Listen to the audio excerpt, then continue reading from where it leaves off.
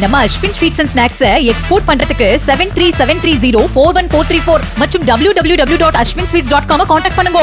அதிமுகவின் கூட்டணி நிலைப்பாட்டில் மாற்றம் ஏற்பட்டுள்ள நிலையில் அக்கட்சியின் பொதுச் செயலாளர் எடப்பாடி பழனிசாமி டெல்லிக்கு பயணமானார். இவரது டெல்லி பயணம் சட்டப்பேரவையில் உள்ளும் புறமும் பலமாக எதிரொலித்தது. பாஜகவுடன் கூட்டணி இல்லை என்று அதிமுகவினர் கூறி வந்த நிலையில் அண்மையில் தங்களுக்கு திமுக மட்டுமே ஒரே எதிரி என்று எடப்பாடி பழனிசாமி அறிவித்தார். இந்நிலையில் இன்று காலை சென்னையில் இருந்து டெல்லிக்கு விமானம் மூலம் இபிஎஸ் பயணமானார். தலைநகரில் அமித்ஷா உள்ளிட்டோரை சந்திப்பதாக கூறப்படும் நிலையில் அப்போது தமிழகத்திற்கு பாதிப்பு இல்லாத வகையில் தொகுதி மறுசீரமைப்பு விவகாரத்தை இபிஎஸ் வலியுறுத்துவார் என கூறப்படுகிறது. சிறப்பு கவனஈர்ப்பு தீர்மானத்திற்கு பதிலளித்து பேசிய முதலமைச்சர் மு க ஸ்டாலின் எதிர்க்கட்சித் தலைவர் எடப்பாடி பழனிசாமியின் டெல்லி பயணத்தை குறிப்பிட்டார்.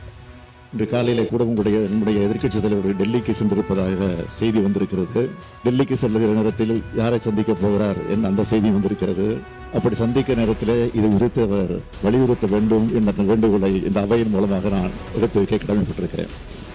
சென்னை பெரியமேட்டில் செய்தியாளர்களிடம் பேசிய துணை முதல்வர் உதயநிதி ஸ்டாலினும் எடப்பாடி பழனிசாமியின் டெல்லி பயணம் குறித்த கேள்விக்கு பதிலளித்தார். இன்னைக்கு எதிர்க்கட்சித் தலைவர் அவர்கள் டெல்லிக்கு சென்றிருக்கிறார் என்ற செய்திகள் வந்திருக்கிறது. முதலமைச்சர் கேட்டுக்கொண்டது கூட முக்கியமான யாரை பார்க்க போறதா சொல்றாங்க. அப்படி பார்க்கும்போது கூட இந்த இருமொழி கொள்கையில இருந்து தயவு செய்து அதற்கு அழுத்தம் கொடுக்க வேண்டும் என்று முதலமைச்சர் வேண்டுகோள் வச்சிருக்கிறார்.